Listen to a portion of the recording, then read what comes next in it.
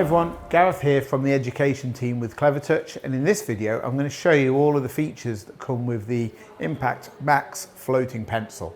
So here I am on the web and I've got the floating pencil. Whenever I should need it I can throw it around the screen, and now if I can't see it or if I can't be bothered to walk over there to get it, I can just use two fingers and it will come back to my hand. And when I activate it, you can see there's a lot of choice, a lot of icons in there. Now, this is a fully customizable space as well. All I have to do is do a long press on any of the buttons and I can delete some of these icons and pop them into this little sort of holding area here so that they're not going to appear on our floating menu. But I wanted to show them all to you today. One symbol that's not currently there at the moment is if you have one of our CleverAscent trolleys to stand your screen on, so it's mobile, you can actually have a little symbol that comes up so you can control the height adjust features of your CleverAscent trolley directly in the screen, and you can activate that from the floating pencil. So I don't want to remove any of the icons from in there at the moment, so we'll leave those alone. Instead, let's have a quick rundown of them all. So as I press on this, it comes up in a directional way, just depends where you are when you activate it. So we're going to run through in the order away from the pencil symbol. First one is the home button, just takes us to a home screen at any time. Let's jump back to the browser. We then have the HDMI symbol that brings up the ports menu, so we can jump to any of our other connected devices or mess around with the volume or brightness of the screen. We also have a back button. So if we're messing around in the settings of the Impact Max screens, the back button will get us out from one page up to the next level. We have the whiteboard button, so when we tap on that, whatever you've made your default whiteboard will jump straight away to that so that we can start annotating on the screen really easily.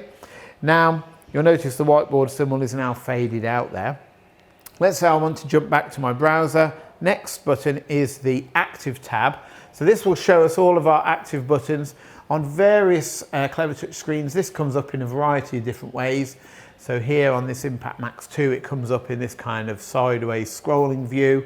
On the Impact Max 1, they all come up on the side, to either side of the screen, and you can choose which one you want to jump to. So I want to go back to my browser there. Next, we have a new button, which looks a little bit like the active button.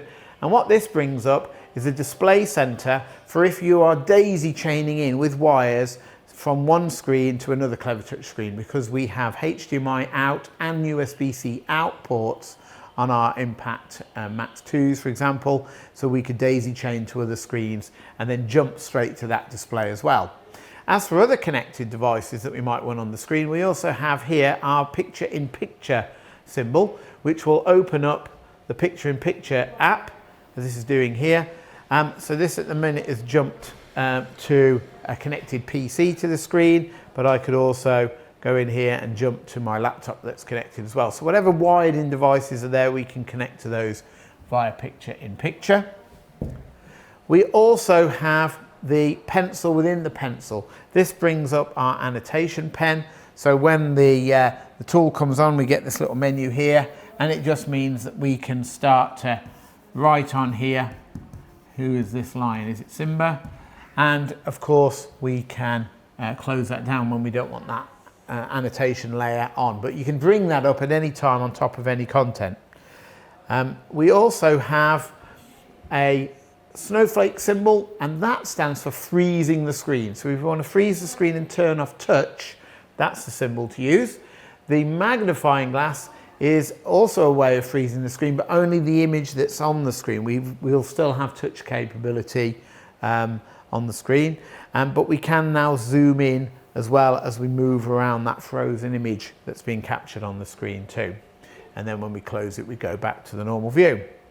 We also have in there the way that we can crop as well. So we've got the half pair of scissors there, so we can crop images at any time.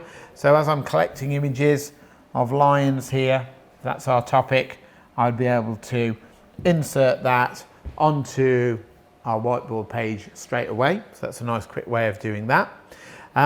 We also have the spanner. The spanner has in there a spotlight tool, timers, stopwatches, and the voting system. Look out for our video on that. That's included in our top 10 Impact Max features.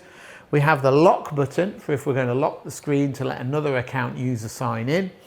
And this here is the log out bin. It's not a symbol that teachers generally tend to use, but it is very useful for technicians if they want to make sure that when people leave the screen that they're signed out of anything they've signed into, such as a cloud drive or a website. So those are all a quick rundown of all the features that comes with the floating pencil. Thank you for watching.